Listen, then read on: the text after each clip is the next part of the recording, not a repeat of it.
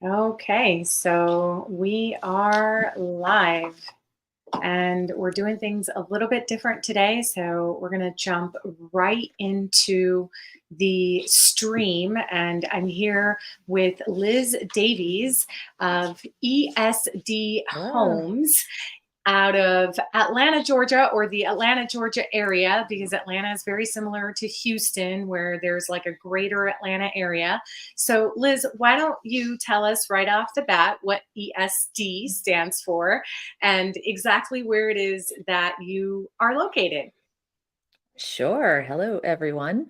Well, I'm Liz Davies, and ESD Homes is actually my initials, ESD. Very long, convoluted story on how I landed on just using my initials. Our former company ideas of names were very taken in this area. And I'm Yep. in Atlanta. Hmm. I'm in Atlanta and actually Atlanta proper. So within the city of Atlanta in a suburb called, I guess it's really a state of mind called Buckhead, which is Yep. just an area of town. So Yeah. there you go. And where does that land for folks who are not familiar with, where Buckhead is, myself included? I've been to Atlanta once or twice for work, for conferences, for speaking engagements, but, I'm not really from or have never really spent an extended period of time there, for me Okay. to really know. Is it like north? Is it like south? Um, Well, it's within the city of Atlanta. So Atlanta is kind of mhm. the city where 285 Yeah. goes around our city, and that's the city limits for all intents and purposes. And we're in the northwest quadrant of that, which is Nice. called Buckhead. Yeah, Sweet. thanks. Yeah. So you are the first woman in construction on my live stream here on LinkedIn. And for any of the folks that are watching on YouTube or Facebook, as well as anybody that is watching a replay. Okay. So, first, I'm going to say, folks, make sure that you share, make sure that you like, subscribe, and all of the things that my marketing team asks me to do when I do these things, because of course, without the likes, the shares, the subscriptions, and even the comments, we obviously are not going to spread the word of all these amazing guests that we are bringing on board. So, yeah, you're the first woman in construction that I bring on here. Obviously, not a lot of women in construction. In the industry itself. So, that number one was a scheduling thing, was not really done on purpose. And really, truly, a blessing, because you have been such a blessing to me and, my business, and just overall having a fellow female, that I can connect with and talk to and, bounce ideas off of as well. Well, ditto right back at you. Usually one person's blessings are right back to the other person as well. So it's been a pleasure to get to know you, and I feel the same. There aren't that many women that are in construction, especially as general contractors, which I am a general contractor, Right. licensed here in the state of Georgia. So you just don't meet that many women, and you might meet a designer that does a little bit of construction work, but is mostly an interior designer or someone like that, but there are very few women general contractors. So cheers to all the women out there.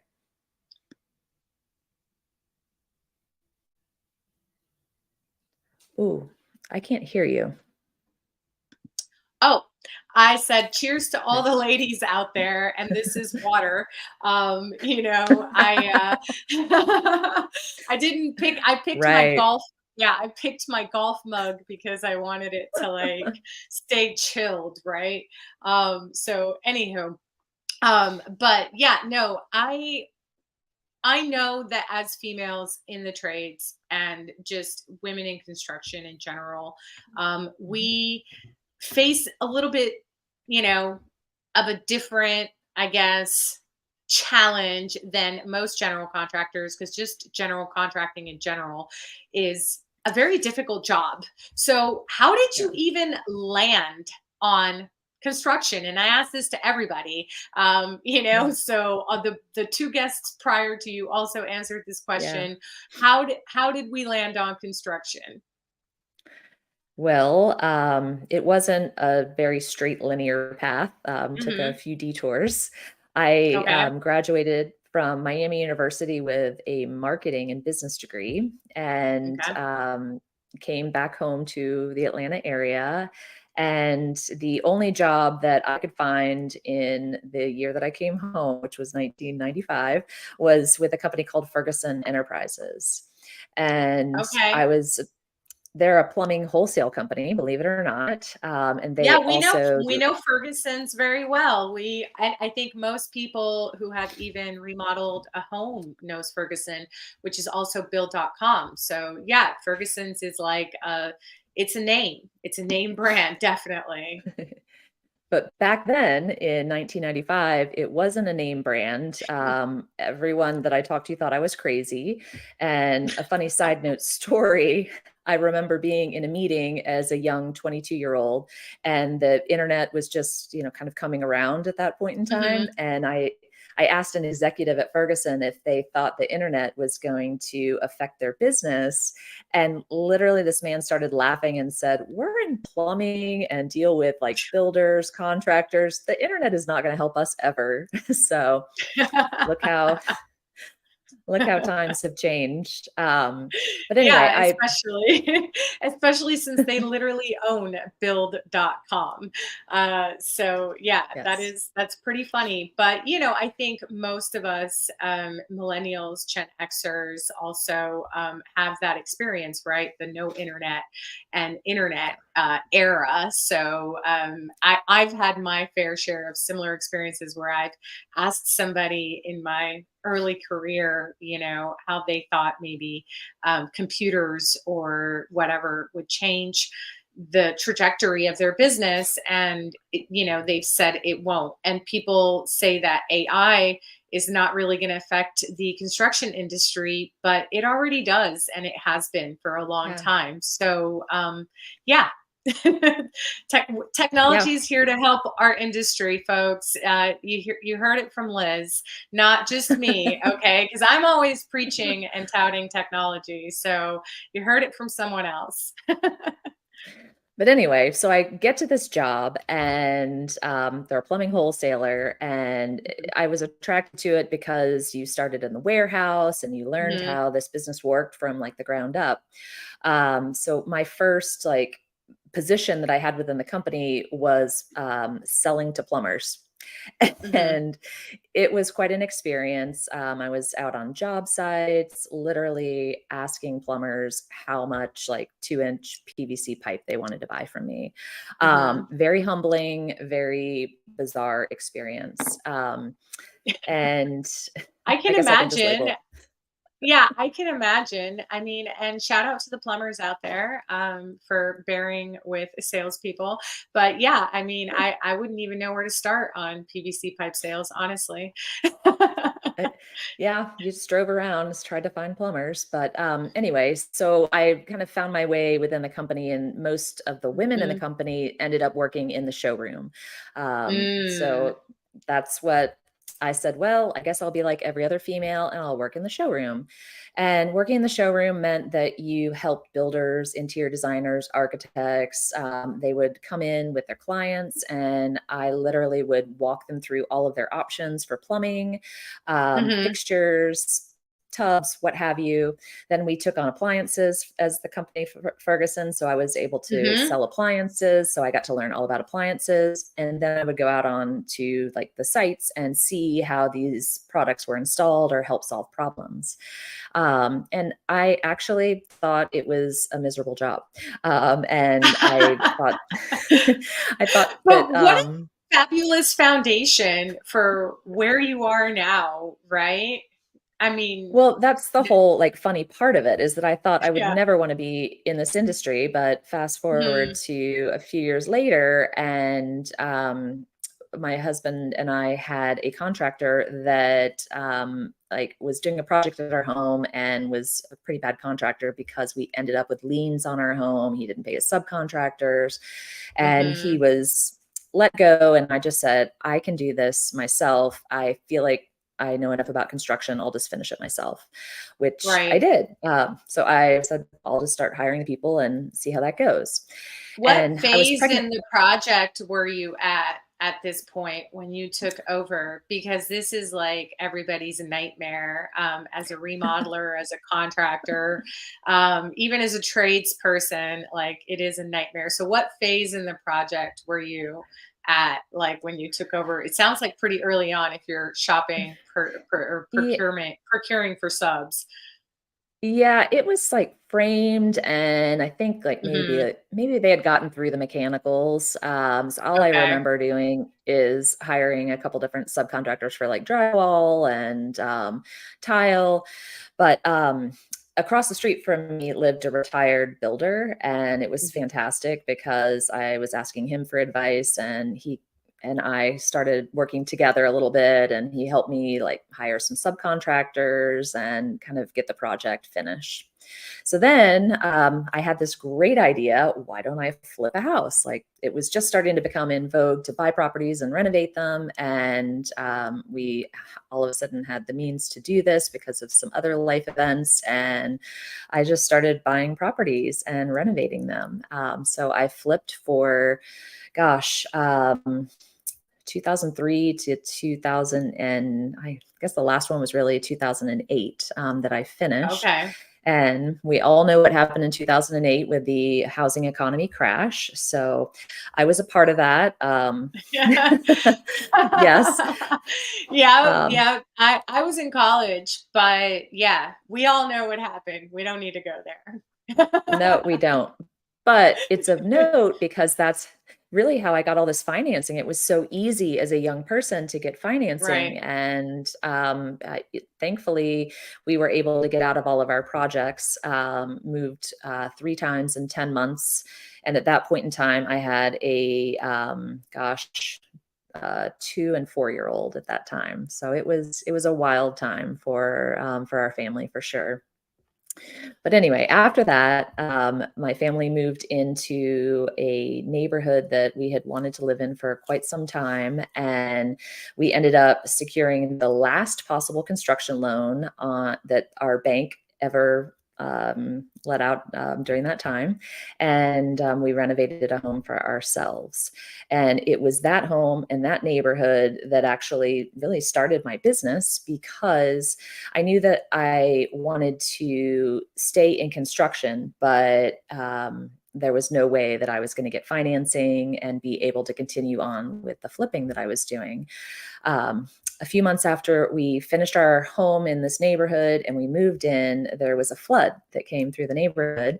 And all of a sudden, everyone on the street that I lived on was flooded or had some type of water damage and was looking for a contractor.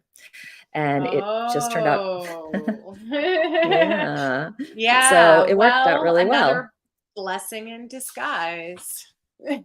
Correct. So at that point in time, I just through networking had one client, and I was on the phone with them when the water was rushing down our street with my new client. And then all of a sudden, I had multiple clients that were on my street, and hence my business was born. So it's been really great. Through the years, I've grown to where we are now. It's a multi-million dollar billing each year. We have 6 employees, and it's been definitely a wild ride. Yeah, but you're still here. And Oh, it's yeah. been 18 years now since you officially started ESD Homes. I think I saw in the last interview that you did.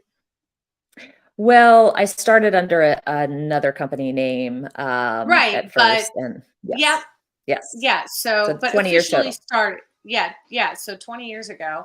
Well, Mhm. congratulations for number Thank you. one. I mean, I think that's amazing for any business owner, but the construction industry just making it through two downturns, because there was the one in 2020 that we don't need to talk about either. But Well, so there's been a lot of roller coasters over the past 20 years, and you have really, made it through 2 decades, probably going to make it through another two. And I know you have a family, so and I know that one of your sons actually is sort of working with you or training with you. So why don't we talk a little bit sure. about that and backtrack? You are a business owner, obviously, and this is LinkedIn Live and a construction business podcast, but you're also a mom, a wife, and you lead a home life on top of this awesome multi-million dollar business with Yeah. 6 employees, so you are a she hero. Well, thanks. I think being a mother and being in construction certainly have a lot of the same qualities. There are many people that you get to take care of in the construction world, especially in custom residential construction, which is where I live. So I'm working with homeowners with their largest asset and usually very passionate about the projects that we're doing for them. The employees I also am nurturing and taking care of in some cases, very similar to being a mother. And then the subcontractors and all the other individuals that I work with are just so similar to the experiences that I've had raising my 2 children who are now 18 and 20. And you are right. My 18-year-old is a senior in high school and has been doing work study through the local high school here. And so he works for our company as an intern for half of his day. And then the other half of his day is spent in school. And the plan is when he graduates, he will come on and work for us full time. So it's been amazing to watch him grow up and say to me that he wants to be a part of what I'm doing. That is really cool, actually. And I Mhm. think most entrepreneurs' dreams, and some of them it like works out, and some of them it Yeah. doesn't work out where, their kids want to join the business and continue to build a legacy, beyond Yeah. just you and what you started. So, what type of things do interns or apprentices within your company, whether it's your son or not, get to do on a daily basis? Because we're here to recruit more people into construction. So Yeah. yeah, there's a lot of different things that people get to do besides swing a hammer. So let's talk about it. Yeah, absolutely. Well, first of all, his name is Finn, and Finn gets to come into the office and experience what the culture is in an office environment. So that's I try to kind of be step one. protective of people's kids' names. So if you give it, Well, awesome. But I'm never gonna throw it out there because I don't know what people's policies are with social media. So yes, Finn. So let's talk about well, it. I appreciate that. But yes, so he is able to be in the office with us and understand how paperwork flows through our company. He is currently inputting in documentation that creates our clients' invoices. So he gets to see how the bills come in, and there's, of course, lots of them that come in every week. It's kind of a fun fact that a lot of people don't really understand in construction how we receive invoices. We and how many different ways that, at least in residential construction, that I might receive an invoice. People might try to send them to me on a text or on an email, or Do you back get in the the days. handwritten picture? I mean, because I Um, get those. yep, Or they yep. try, at least. It's handwritten with their signature and a photo. Totally. There's as many different ways as people can invent. And some people have like pads, that are like, duplicatable, like old school. The carbon Um, copies, the Carbon yellow, copy, thank you. the yellow, the pink, and the white on top of it. Yep, we get those too. By the way, we still get those. Yeah. The delivery driver today had an iPad that I got to sign, and then they like auto emailed me, and I was like, nice.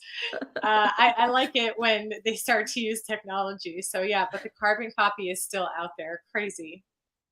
It is out there. But anyway, he gets to see what goes on in the office. His dream is to be out in the field. Finn is ready to go in his mind. He wants to be interacting and, doing things with his hands. So he's gotten to spend some time sweeping and cleaning job sites. Not his favorite activity, but yeah, go Finn. And He'll he appreciate also it later. True. Well, he knows that a clean job is a happy job, which is what we always like to say. Nice. He's flown a drone for us and taken drone photography. He's really into photography. So he has done a little bit of work on taking some photos. And he also created the Employee of the Month program at our company and named himself as the Employee of the Month. I think as most teenagers would, I don't Totally. know. Totally, Totally. totally. But he did come up with the idea, so I guess it makes sense that he would name himself the. Does he at least rotate it now to others? We kind of stopped the program suddenly after he won. Go figure. Go figure, go figure. Well, maybe he'll pick it up again once he gets out in the field. So you have your employees, you have subcontractors, obviously, that you work with, architects, engineers. You're a full-blown general contractor.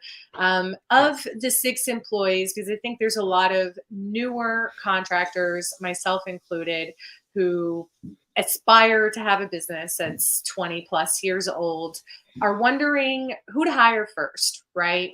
And I have a handful of, freelancers and subs that work with me, but we have no full-time employees like on our team besides myself, right?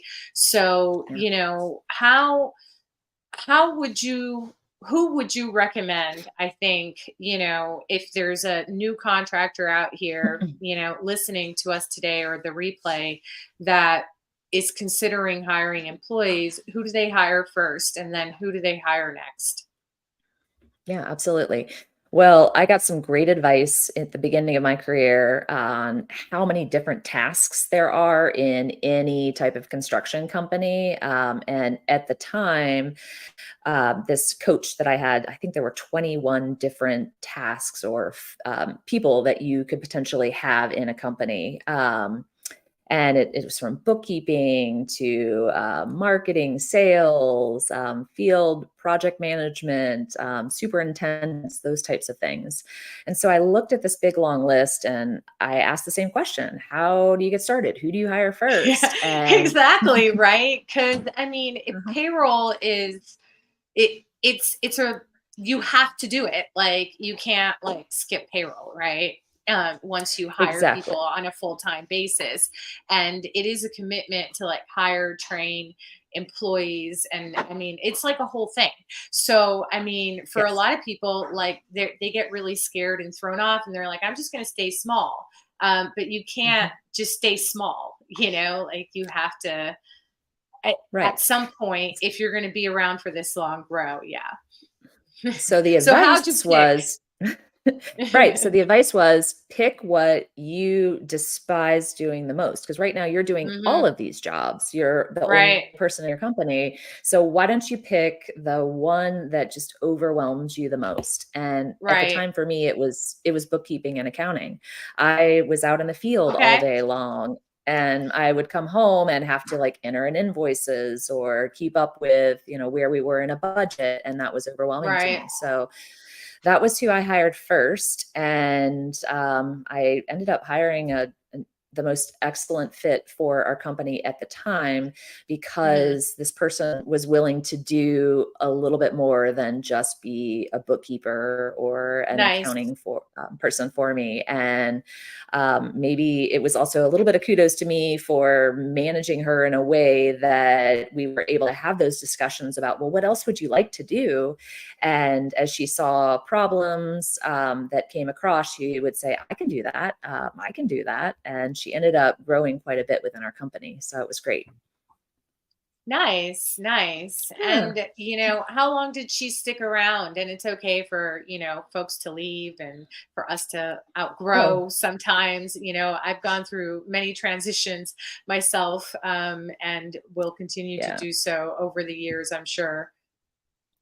Yes, well, she ended up starting a family and thought that that's where she wanted to focus her efforts. So that was what she chose. And her husband at the time was also a subcontractor, and she wanted to have the time to help him along with raise their family. So she had learned enough, I guess, for me, and was able to help her husband get started. And from what I understand, he's doing really well right now. And just I'm always will be forever thankful for what she did to help me grow and get to the next person and the next hires that I was able to bring onto our company.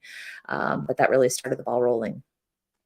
That's really dope though. Oh, And thanks. my mom also left, her full-time job and her full-time role. She was a nurse, a registered nurse, and she left to be a stay-at-home mom once there was three of us, because it's a Yeah. load on, I Yeah. think, any family to have more than one kid. Of course, even my sister has one right now, and my niece is definitely a handful.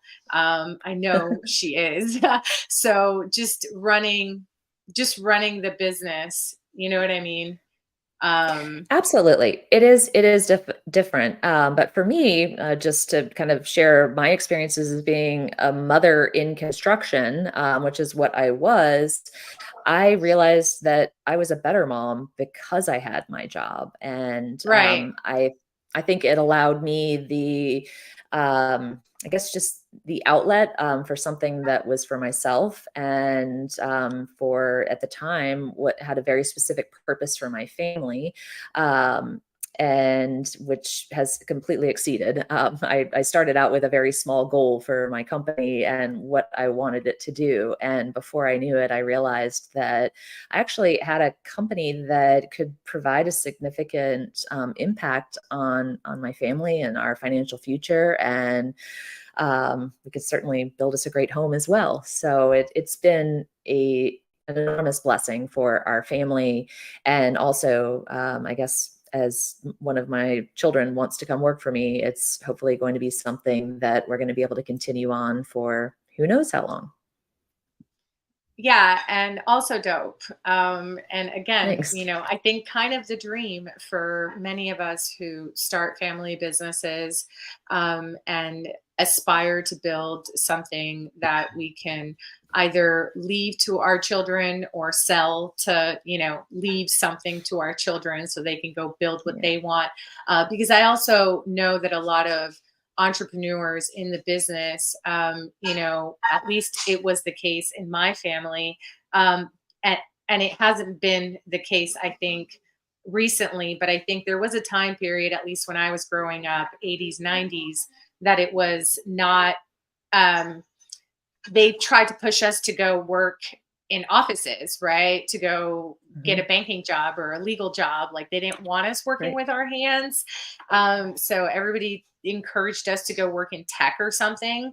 And so Right. just seeing contractors encouraging their children to be a part of the business is really, really cool. Oh, great. Yeah, I agree with that 100%. And I think we're in an environment today where people really don't want to go to work in an office. I mean, some might, but the vast majority of young people that I talk to want flexibility and freedom. And construction, at least from my perspective, it's never the same day twice. And if you don't like the project that we're on, it's going to end at some point in time, and we're going to get another project or a different project to work on that's going to have a completely different set of circumstances. That's such So a good attitude. And wait. Let's backtrack because you just said something really, yeah, you just said something really, really great, which was that, if you don't like a project, it's going to end soon and you're going to get another one. I That's right. feel like a lot of folks, construction or not, like to complain throughout the whole process of the project. And that's not going to do us any good, right? So that's like a very good attitude to have, and just a nice little snippet that you said right there, that Oh. I'm gonna take with me. Well, good, good. Well, that's one of the, I mean, beautiful parts of project type work is that, it changes. And I mean, that's the point I was trying to make, but I'm glad that I helped you with something else as well. But yeah, I mean, project work is great, and it does offer that variety and that spice. I think that the young people, at least that I see today, they're not wanting to do something that they call boring. They like the fast-paced environment, and I think that construction can offer that for some younger people that might be considering what they'd want to do in life.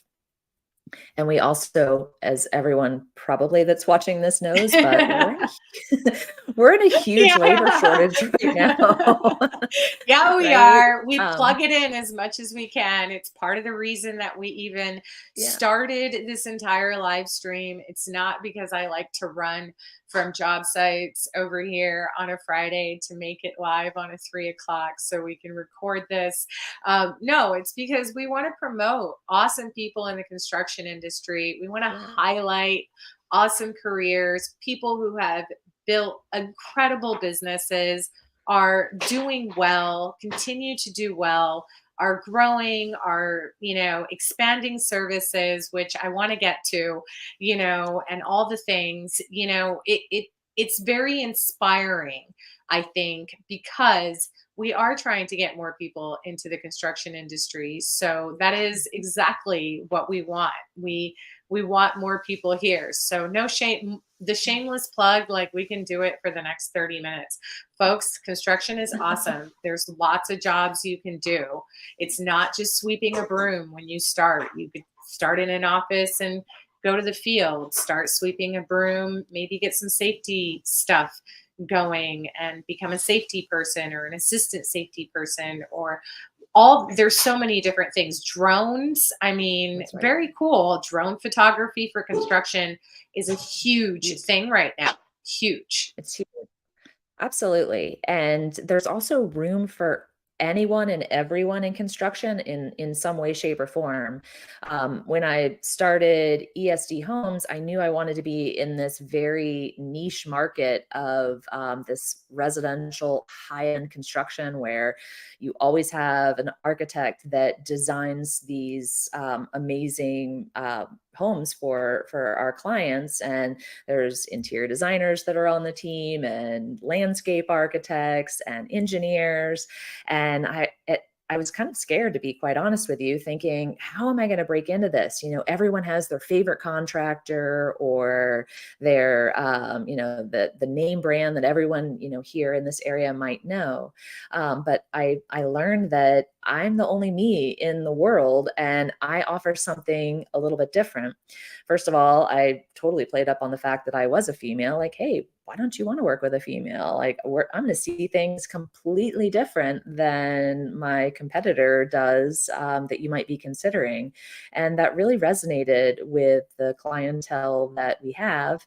And I've realized that I do have a place in this industry. And furthermore, I love to be able to help other women see that this is a possible future. You can have children working in this industry. You will have time for them. You can make it as flexible as, maybe not working from home. We can't do too much of that. But you can have the flexibility to be able to be present for your children if that's what you want to do. Yeah, no, that's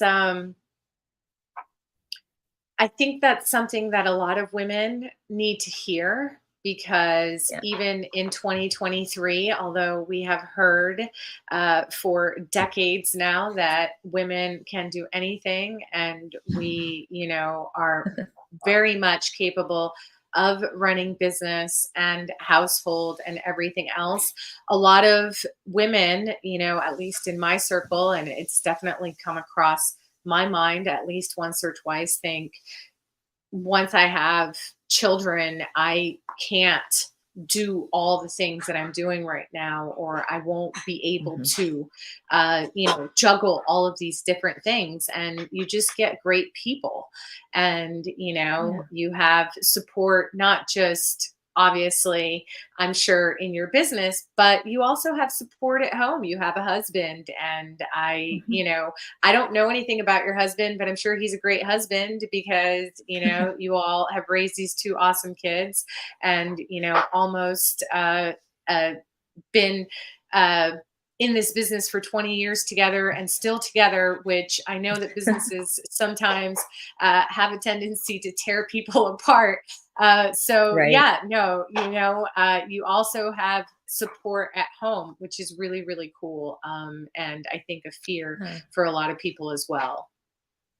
Yeah, absolutely. Well, I can say so many different things, but yes, I have an amazing husband who has been completely supportive of all my ideas, and Yeah. he did put his foot down on the flipping houses 100%. He was like, "No more. It's basically legalized gambling. I can't handle it. It's too stressful." Yeah, Um, yeah, yeah. Okay. yeah. So, but other than that, he's been extremely supportive and has absolutely nothing to do with my business. Which if anyone cares to follow us on Instagram, I just did a recent post on this that it's still a question that I get asked every week at least once. And the question is, does your husband work with you? And I do find I that was gonna I intriguing. was gonna get to that because it is a question I think that a lot of women get, particularly in the South. When I first started this business, I started in the South. I was in Texas, and people always assumed I was the assistant or asked me, where is my husband? Yeah. Where my husband was. And, and it was very awkward. So, folks, Yeah. it's 2023. Women own construction businesses, and their husbands have nothing to do with it, or some of them do. And it's okay if they do, but Yeah. yeah, so let's talk about that. It's a little bit of a stigma, right? Oh, yeah, it's totally a stigma, and I mean, you can even take it one step further that it is a male-dominated industry, and Hmm. even some types of subcontractors, I have learned to pay attention on the front end on, how discussions might go. There's just little subtleties that I just call them out on. I'm like, "No, I'm not your mom. No, I'm not gonna take the notes for you." I No, used you're I he used the "I'm not your mom" for the first time last week. there you Because go. I Good look for I you. look old enough I look old enough to be some of these people's moms now. I'm pushing almost 40 now. So yeah. Definitely used it last week. And yeah, it felt powerful. How powerful, but it is true, and, I think as a woman, you just have to pay attention, because people say a lot by their subtle comments, and it is okay to call someone out on that. And I've also learned that the subcontract teams and the architects and designers that I do work with, they don't have a problem with the fact that I'm a female, and it doesn't even cross their minds that I am. In fact, I would venture to guess that they say I'd prefer working with you over a male. Well, they have said that to me in some cases because we are a little bit more organized and see Yeah. things from a different way.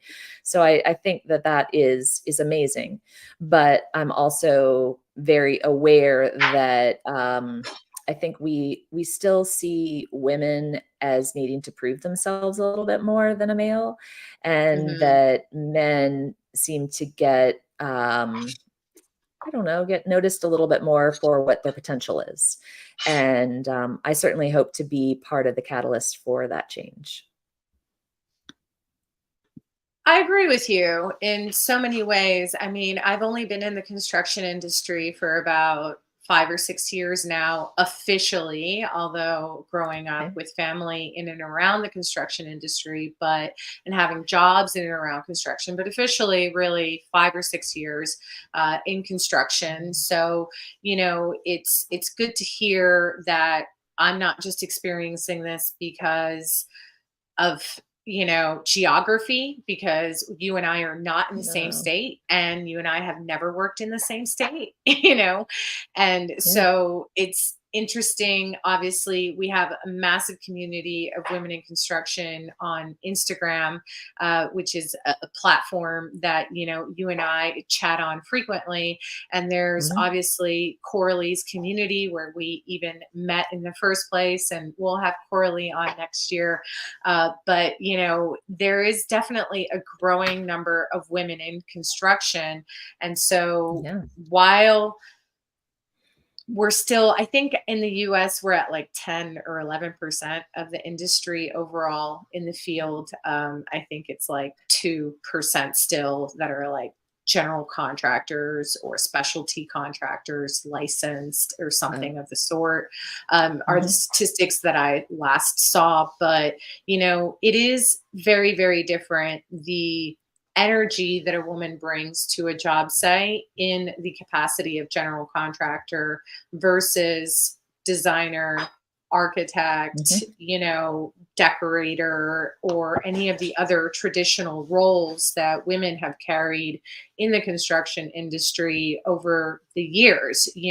And you mentioned something earlier, and I didn't want to interrupt you because you were on a roll, but I definitely plugged it so that I could talk about it.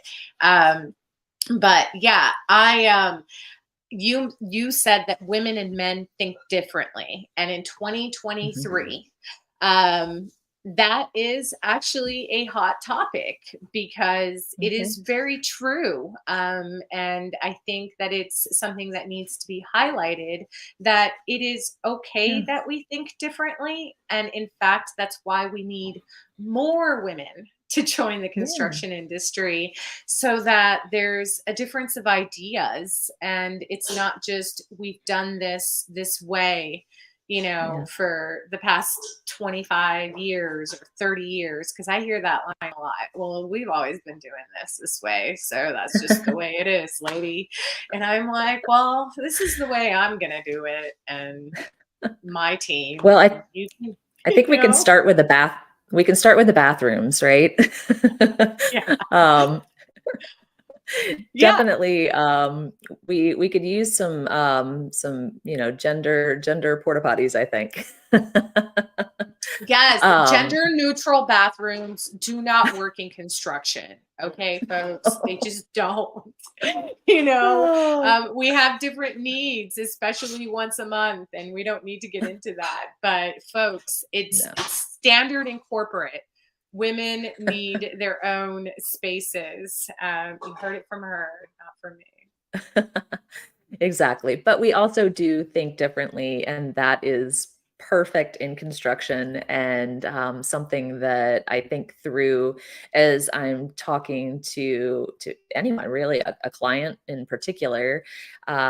I am able to help them see that, hey, I've been in your shoes. I've had one child going to two, and then I've had teenagers, and I'm now experiencing college age kids, and needs are different as families start to age through, and I can help them just see what they might need in their home and what might be important to them 5 years from now versus what is important today. And then also just how we go about managing our business. If you want to think of it only from a male versus a female perspective, females have a lot to give to the construction industry. So I'm certainly proud to be a female-led general contracting firm, and think that not only does that set us apart, but gives us an advantage over some of our peers. Now we'll see as, my son starts to grow in this business, how things change and evolve for us. But like I said at the beginning, I think there is room for anyone and everyone in this industry. And, specifically Everyone, anybody, if you have a everyone. pulse, we want you here. And a drive to work, Exactly. right? There's a Yeah. couple different things, but the construction industry is like here to welcome you with like super wide open Yeah. arms. Yeah, Absolutely. Well, because yeah. there's just so many different things that you can do. I mean, once you understand residential construction, then you can understand in the investment side of things a little bit more. You can understand how all buildings are put together, not just a residential home. So you could go off in 10 different directions just from those two things.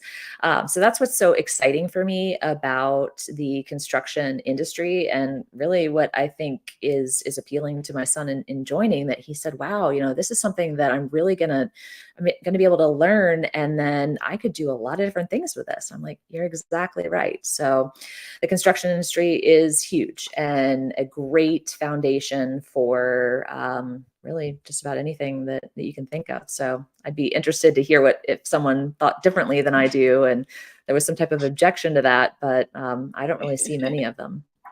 No, I don't really see many of them either. And I think obviously most of the community here on LinkedIn, YouTube, and Facebook, again, wherever folks are watching, thank you so much. And Mhm. whether you're here or for Yeah. the replay, again, thank you so much.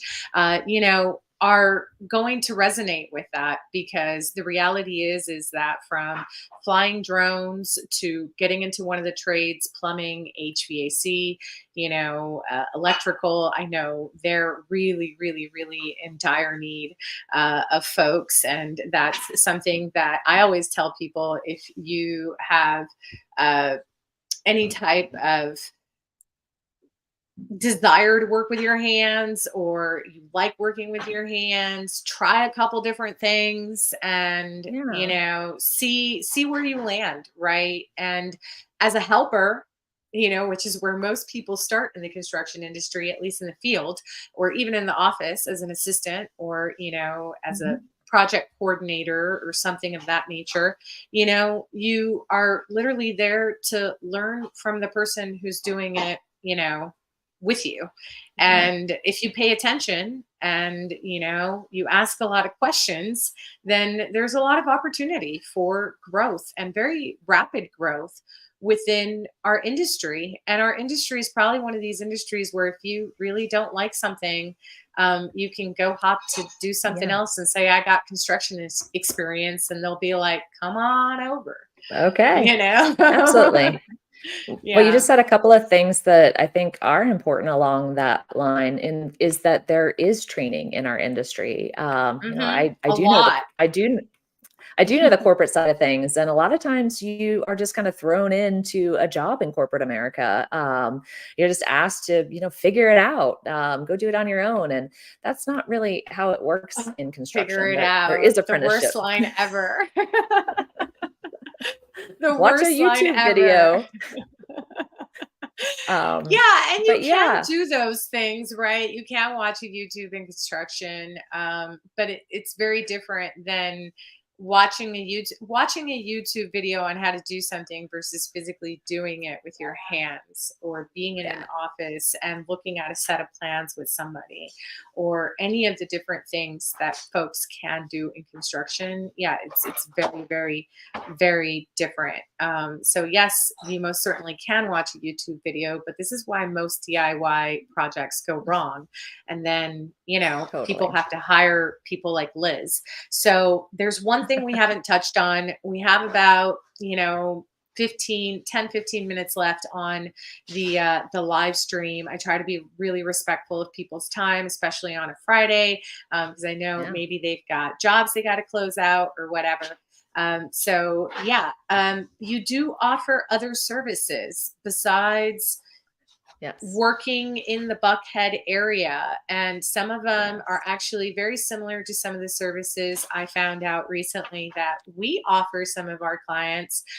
So there's some opportunity even for us to work something out where, I learn from you too, because I'm Yeah. just so excited to like know you, Oh, and want to sit here thanks. and like pick your brain way more than the 10-15 minutes that we have left in the hour that we've allotted here. And I'm so grateful that I get to have your personal cell phone and reach out to you if I want to. And that's really cool for somebody like me, especially knowing how Oh, busy contractors can be. But let's talk a little bit about the different services that you offer, because there are other contractors that need help. There's other homeowners mhm. that need help besides the homeowners in the Buckhead area. So let's Yeah. plug that stuff in.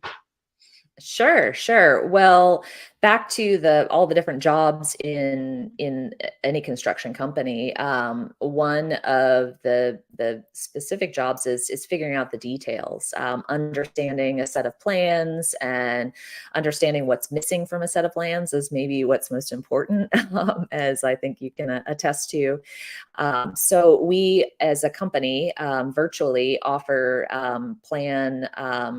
Like oversight. So we can look at an individual's plans, their construction documents, and help them see like a shopping list on what it is that they need to be looking for, the products, anything from plumbing fixtures to tile, what types of tile, flooring, lighting, door hardware, those types of things, and give them a complete list of what they're going to need for their budgeting.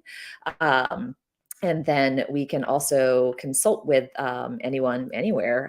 And we've got a couple different case studies of working on projects virtually where I'm just there as a sounding board for, hey, my contractor said this to me today. And I'm like, yeah, that's normal. And I'm able to help Yeah. a homeowner, yeah, just to guide them through and just to be a voice of reason. Even though a homeowner might be super sophisticated and might run an amazing business in what they do, they will Hmm. never be able to understand the nuances of general contracting. And I've found Nor should that they try to, right? nor should they Like, try. Well, of yeah, course. you have a whole full-time job, probably a whole family or a whole relationship or whatever, a dog. I mean, you have a Yeah. life outside of whatever your 9 to 5 is. Managing a construction project is a part-time job. Where we're at, we call this an owner rep, owner representative, client rep, I Mhm. think is what they call it in Canada. And not sure what they call it where you all are at, but consultants do exist that can help. And like, I wouldn't know where to Mhm. start on a luxury home with all the nitty gritty details because that's like not my department. But when it comes to commercial jobs, like, I can get a retail build out done in 2 months, Yeah, you got like, it. and pump it out, right? And Liz has been doing Yeah. this for 20 years, and actually Mhm. started with, which is funny, it's like full circle, right? Yeah, Because you used to it help is. people pick out, plumbing elbows and, PVC pipe, and all these different things, right? Appliances. Yeah. And there's so many different things that people have to think of when selecting appliances. I myself did sell Mhm. appliances for a hot minute, and it's because I wanted to learn why, even if the architects spec'd stuff out, the appliances, when they were flush, would never be flush with cabinets and paneling, Uh, and all the sub trades would always go like this, right? Like, yep. it's this person's Yep. fault and that. So that's like a kitchen itself. Like, I hate kitchen jobs, right? Like, jobs that have kitchens, I'm just like, Oh, but I that's love not, kitchen it's not for jobs. yeah, it's not for everybody, right? But there's so much into shopping for a kitchen and things that you have to think about when you're planning for a kitchen. And it's like, literally, guys, like 1 or 2 millimeters makes such a huge difference, especially if you're off like all over the place. And I say this from Absolutely. experience, because I've seen it. Absolutely. I've seen it. I've seen it, and it's bad, And you will be off because, especially if you're doing a renovation, floors aren't going to be level and ceilings aren't going to be level. So you have to know how to put all of that together. So yes, we help homeowners understand what they are going to need. And then most importantly, it will help develop their budgets.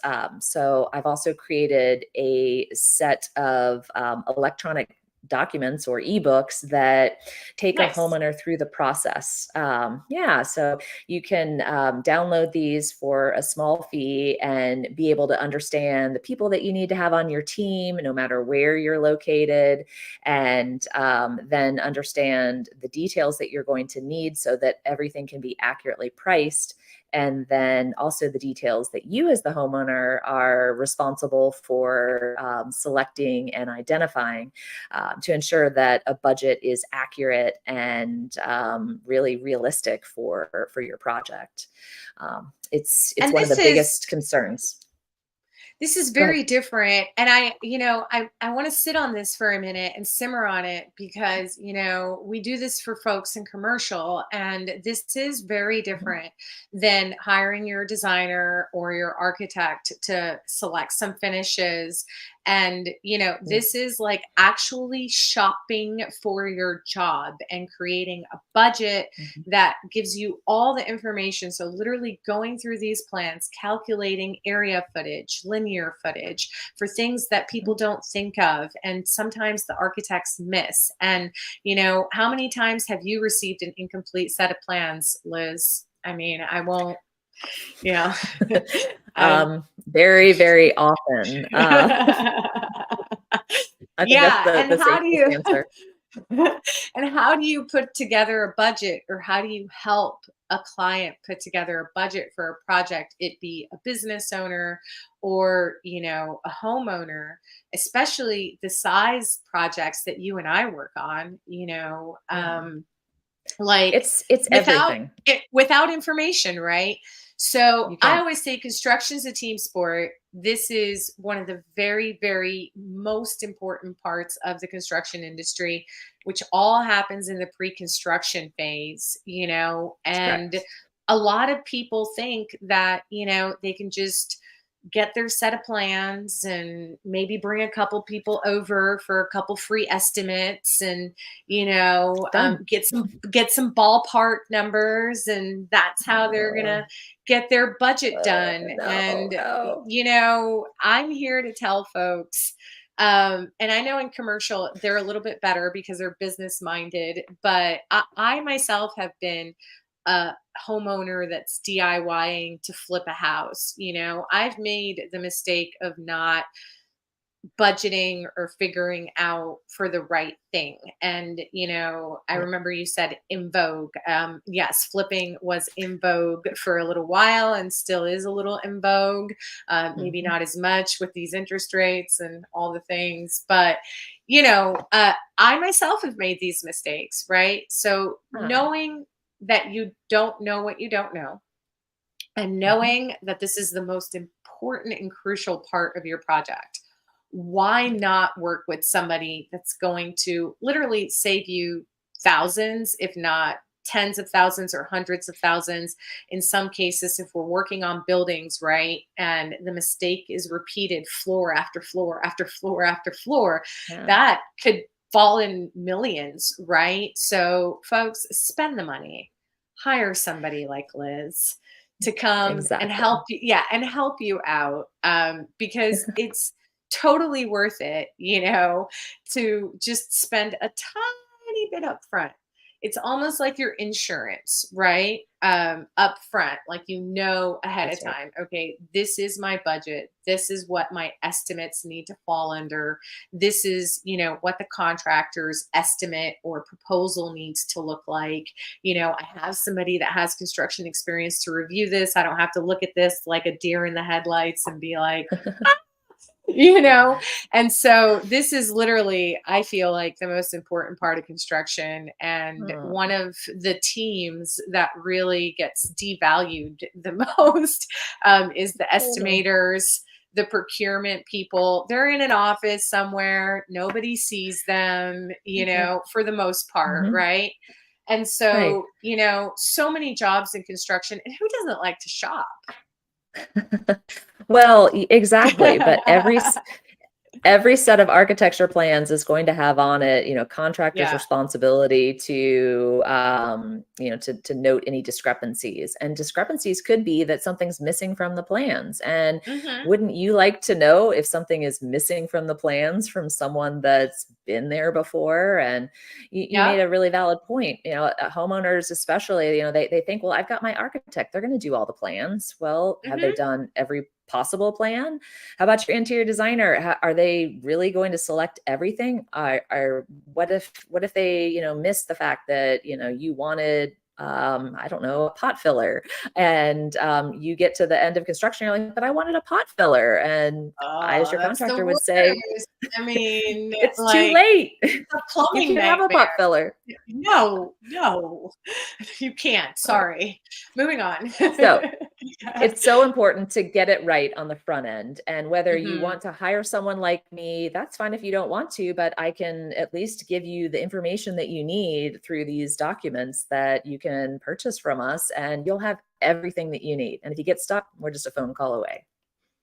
Yeah. So, how do people find Yeah. you? How do people find Liz Davies and ESD Homes, which is, a name brand in the Buckhead area of Georgia and really the Atlanta Yes. area, the metropolitan Atlanta area. And really, thank you so much for gracing us with your presence today. I know you're super busy. You're And welcome. so, how do people find you? How do people follow you? How do they connect with you? Well, you can definitely find us on the World Wide Web at esdhomes.com.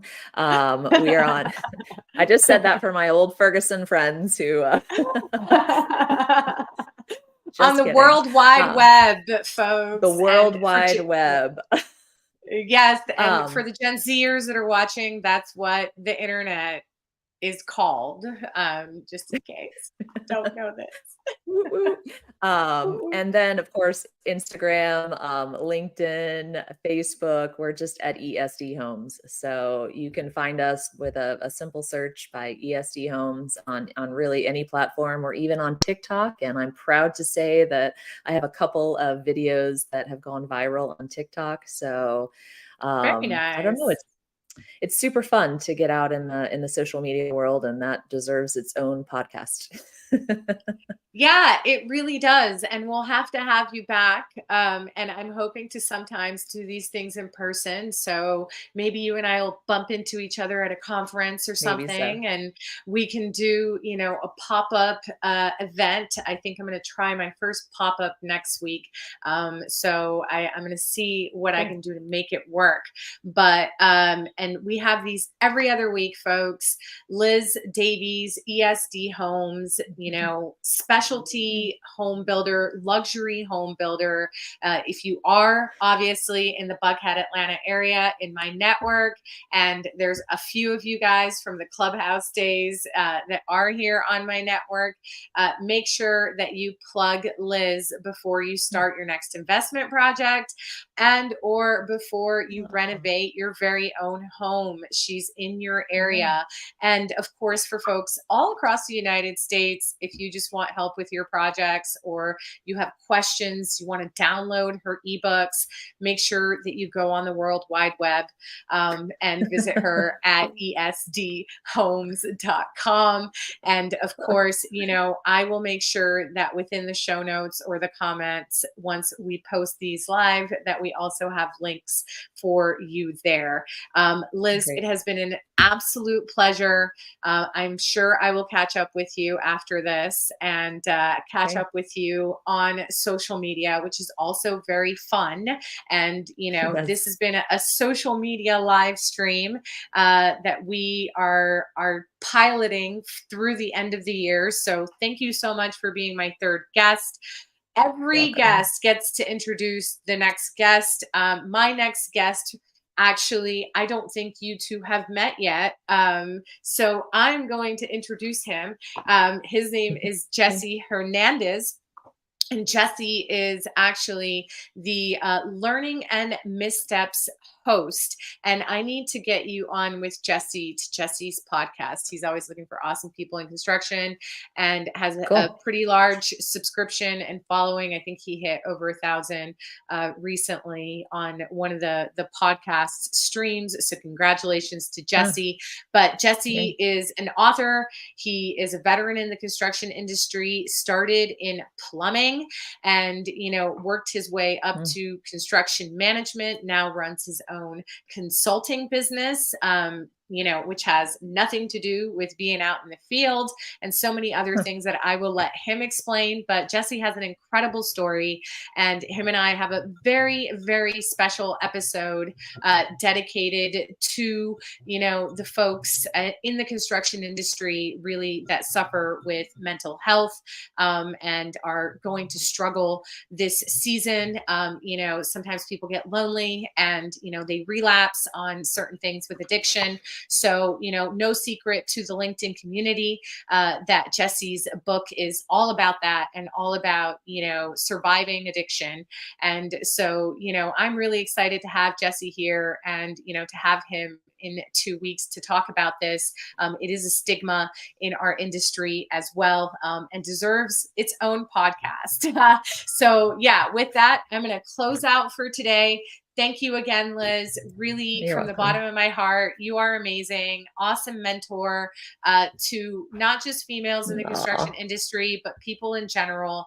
You have been, like I said, a true blessing to my business. Coralie, shout out to Coralie and the Thrive HQ community. Woo! Woo-hoo! Coralie, thank you so much for, bringing us together, and, shout out to the social media platforms too, because I know that Instagram, I think, is where you met Coralie and all of this Yep. started. And so, folks, the last person that is going to join us for this year is going to talk about why contractors need to be on social media. So I won't announce who it is yet, Oh, because we'll do that next week. But if you are on LinkedIn, I am bringing one of the top LinkedIn voices in construction for our mm, last episode. nice. And I promise you that all of you are going to want to be on social media after we have this conversation. So, Liz, thank you again, and have You're a good night, welcome. Bye. everybody. Bye. Bye.